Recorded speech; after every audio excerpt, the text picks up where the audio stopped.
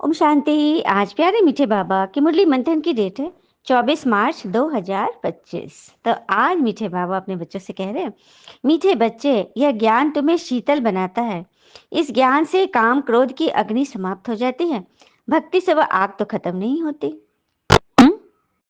काम क्रोध की अग्नि अर्थात कामना, व्यक्ति वस्तु वैभव से जो कामना करते हैं, यहाँ की देवताओं से भी कामना ही तो किए। भक्ति में हम क्या करते हैं? कामना किए।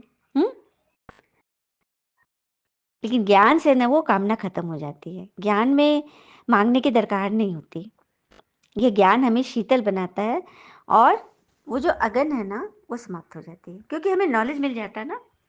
हमें ये पता हो जाता है कि जिस मनुष्य के पास कोई अच्छा गुण नहीं होता, वो दूसरों में कमियां निकालकर उसकी बुराई करके खुद को महान बनाने की कोशिश करता है, तो हम उसमें पड़ेंगे ही नहीं।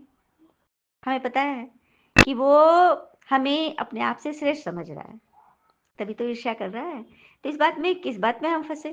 क्योंकि हमें तो सब नॉलेज है, डीप नॉलेज है कि जो है वो हमारी बुद्धि, हमारा मन है।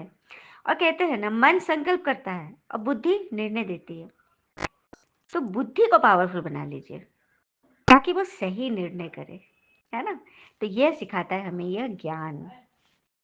ठीक है। प्रश्न है, याद में मुख्य मेहनत कौन सी है? याद में मुख्य मेहनत कौन सी है? उत्तर, बाबा की याद में बैठते समय देह भी याद न आए। आत्माभिमानी बन बाबा को याद करो, यही मेहनत है। इसमें ही विघ्न पड़ता है, क्योंकि आधा कल देह अभिमानी रहे हो ना। भक्ति माना ही देह की याद, क्योंकि भक्ति किए ही जो कर्म कांड किए, किससे किए?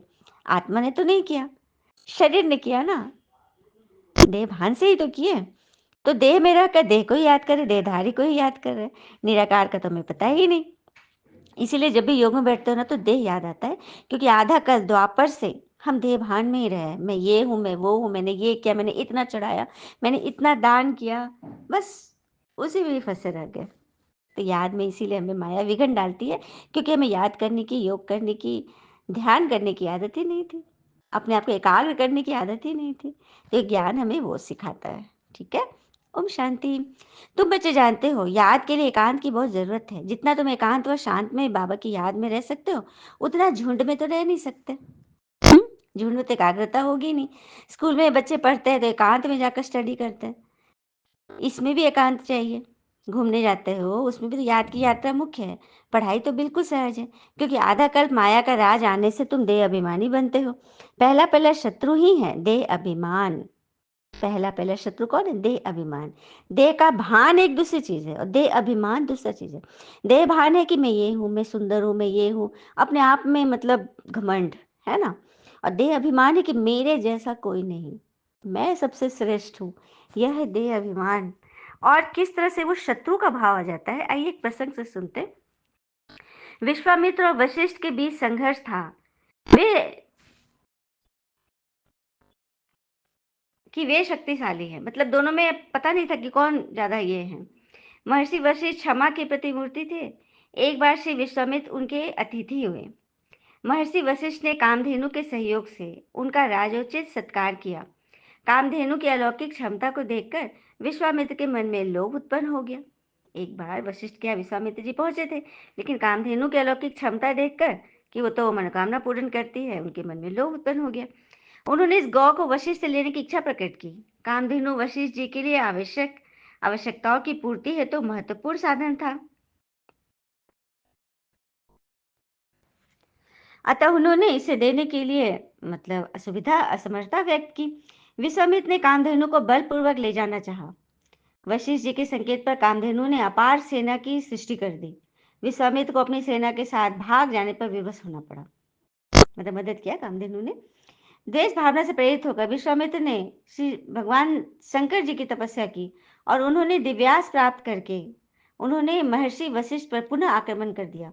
किंतु महर्षि वशिष्ठ के ब्रह्मदंड के सामने उनके सारे दिव्यास्त्र विफल हो गए और उन्हें क्षत्रिय बल को धिक्कार कर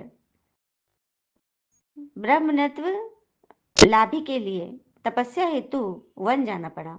विश्वामित्र की अपूर्व तपस्या से सभी लोग चमत्कृत हो गए।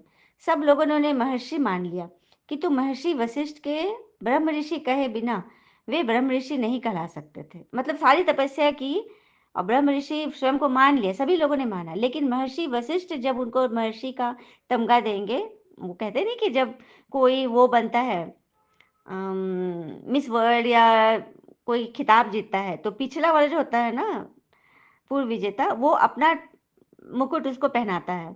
तो वही है, तो जैसे महर्षि जब तक वशिष्ठ महर्षि उसको तमगा नहीं देंगे तब तो ब्रह्मर्षि नहीं बन सकता। वशिष्ठ विश्वामित्र के बीच के संघर्ष की कथाएं सुविदित है। वशिष्ठ क्षत्रिय राजा विश्वामित्र को राजसी कहकर संबोधित करते थे।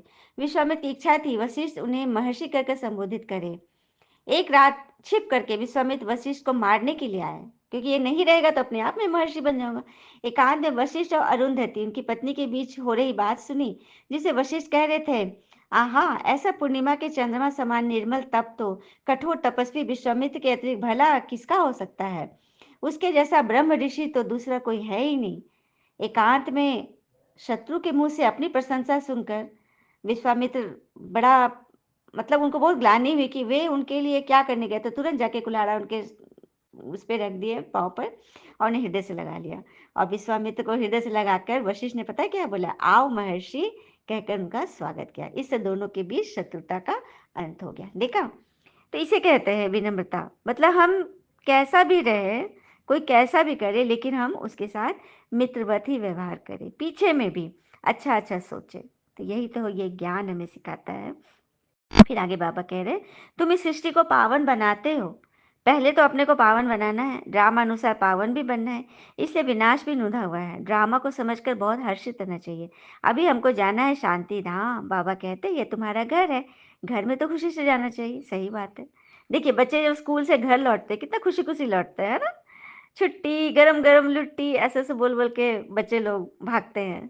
ठीक है, तो इसीलिए बाबा कहते हैं अब घर चलना है, मैं आ गया हूँ लेने, इसलिए खुशी खुशी चलना है। बाबा गरीब बच्चों को साहूकार बनाने की युक्ति बताते हैं, मीठे बच्चे तुम्हारे पास जो कुछ भी है सब ट्रांसफर कर दो, यहाँ तो कुछ भी रहना नहीं है, यहाँ जो ट्रांसफर करेंगे वह नई दुनिया में तुमको 100 गुना होकर मिलेगा। अच्छा, मीठे मीठे बच्चों प्रति भगवान की नमस्ते, हम बच्चों के भी प्यारे बाबा को नमस्ते। आज की रात्रि क्लास है। इस समय तुम गरीब साधारण माताएं पुरुषार्थ करके उच्च पद पा लेती हो। यज्ञ में मदद आदि भी माताएं बहुत करती हैं, पुरुष बहुत थोड़े हैं जो मददगार बनते हैं। आइए माता और पुरुष पर एक और प्रसंग सुन लेते हैं, बड़ा मजेदार है, कॉमिक है। एक बार जब अकल बट रही थी, ब्रह्मा जी बांट रहे थे, तो उसमें लाइन में ना सारे पुरुष ही खड़े थे, स्त्रियां थे ही नहीं। तो ब्रह्मा जी पूछ रहे हैं चित्रगुप्त से कि कहाँ है माताएं, कहाँ है सभी, अकल बट रही है, सारे पुरुष ही लेते जा रहे हैं, खड़े हैं। तो बोलते अरे बोलो तो पार्लर गई है। अब वो लोग जब बहुत देर तक पार्लर में रही, जब लौट गए तब तक अकल सारे बट गए पुरुषों में। वो लोग आई, खूब रोई चिल्लाई ब्रह्मा जी से, तो बोली कि नहीं, हमें इंसाफ चाहिए, हमें भी अकल चाहिए। तो ब्रह्मा जी और तो सब बट गया है, लेकिन तुम्हें, तुम्हारे पास ऐसी शक्ति होगी जिससे कि उनके अकल पे तुम्हारा भारी पड़ जाएगा। तो क्या? तो एक नारी ने मुस्कुरा कर पूछा क्या है वो। तो ब्रह्मा जी को वो सूत्र समझ में आ गया। उन्होंने बोला कि हाँ, ये जो तुम्हारी मुस्कान है ना, इस मुस्कान से तुम उनके अकल पर भारी पड़ जाएगा। दूसरी बोली लेकिन वो लोग तो सारा अकल ले गए, अगर हम मुस्कान से भी नहीं जीते तो उसके आंख से आंसू निकलने लगा। तो ब्रह्मा जी को एक और बात सूझी, बोले हाँ, ये तो है ब्रह्मास्त्र, ये आंसू जब तुम्हारे निकलेंगे ना तो बड़े से बड़े तीसमार खान भी धराशायी हो जाएंगे। तो बस वही दिन है, औरतें मुस्कुराकर और आंसू बहाकर, भले पुरुष लोग पूरा कर ले जाए, दुनियादारी जाने, प्रैक्टिकल नॉलेज पूरा भरपूर हो, लेकिन औरत के सामने उनकी तो चलती ही नहीं है। तो ये बात है।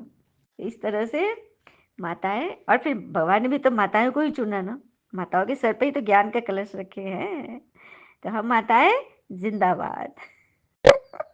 धारणा के लिए मुख्य सार है, पहले पॉइंट, संग दोष से अपनी बहुत बहुत संभाल करनी है, कभी पतितों के संग में नहीं आना है, साइलेंस भर से सृष्टि को पावन बनाने की सेवा करनी है। अरे ये बहुत थोड़ा मजाक वाली बात थी, ऐसी बात नहीं है कि नारी बस यही काम करती है, अकल उनमें भी होता है। ये तो बस एक प्रसंग ही था, कॉमेडी वाला। दूसरी पॉइंट, ड्रामा को अच्छी तरह समझकर हर्षित रहना है, अपना सब कुछ नई दुनिया के लिए ट्रांसफर करना है। बाबा ने हमें जो हर्षित रहने की जो विधि बताई है ना, कि बातें कुछ भी हो लेकिन हमें हर्षित रहना है, क्योंकि हमें पता है। एक बात और बताऊं, बुद्धिमान की करो प्रशंसा जब वह वहाँ नहीं हो। बुद्धिमान की करो प्रशंसा जब वह नहीं हो, और नारी की करो बड़ाई जब वह वहाँ खड़ी हो। ठीक है? ये भी तो व्यंग्य है ना, वरदान है। पिता द्वारा सफलता का तिलक प्राप्त करने वाले सदा आज्ञाकारी दिल तक नशीन भव।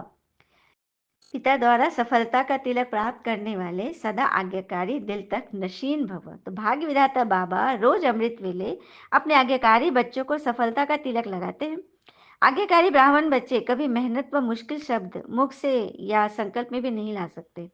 वह सहयोगी बन जाते हैं, इसलिए कभी भी दिल शिकस्त नहीं होते। लेकिन सदा दिल तक नशीन बनो, रहम दिल बनो, अहम भाव व वहम भाव को समाप्त करो। बाबा कह रहे आपके मेरे बच्चों के मुख से असंभव, मेहनत, मुश्किल वाले शब्द नहीं होने चाहिए। हर चीज को ना वो दिल तक नशीन बनकर करेंगे। भगवान के दिल पर जब विराजमान रहेंगे ना, तो कभी भी दिल शिकस्त नहीं होंगे, उन्हें दिल से हार नहीं खाएंगे। स्लोगन, विश्व परिवर्तन की डेट नहीं सोचो, स्वयं के परिवर्तन की घड़ी निश्चित करो। बाबा ने अभिव्यक्तवाद में क्या बोला था? स्लोगन तो है स्व परिवर्तक सो विश्व परिवर्तन, लेकिन बच्चे डेट पूछते हैं, बाबा कब होगा परिवर्तन? तो बाबा कहते हैं ऐसा थोड़ी कि विश्व परिवर्तक सो स्व परिवर्तक, उल्टा कर दूं क्या?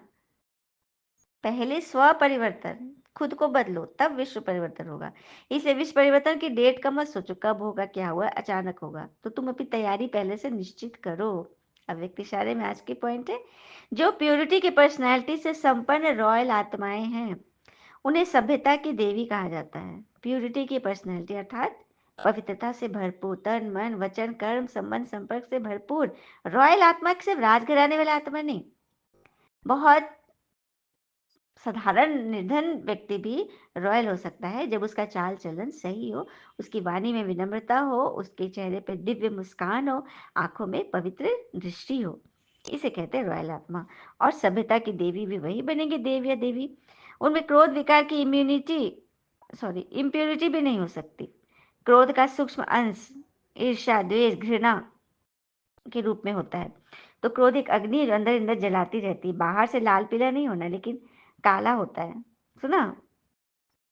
लाल पीला तो होता ही है, काला भी होता है। तो अब इस कालेपन को समाप्त कर सच्चे और साफ बनो। अब तो कालेपन को समाप्त करो, यही तो बाबा चाहते हैं। और कहते हैं ना, गलत लोग आपकी अच्छाई से भी नफरत करते हैं। जो गलत लोग होते हैं वो आपकी अच्छाई से भी नफरत करते हैं, और सही लोग आपकी बुराई जानकर भी आपसे प्यार करते हैं। यही तो संबंध की परिभाषा है, क्योंकि वो रिश्तों को मान देते हैं। तो हमें सबको मान देना है, क्योंकि कल भी बाबा ने बोला था ना व्यक्त वाणी में, सम्मान देना ही सम्मान लेना है। अच्छा, ओम शांति। शुक्रिया बाबा, शुक्रिया बाबा के प्यारे प्यारे बच्चे। आप सबका जीवन सदैव सुख शांति समृद्धि सफलता संतुष्टता से सदा भरपूर रहे और भरपूर करे। ओम शांति। शुक्रिया बाबा, शुक्रिया।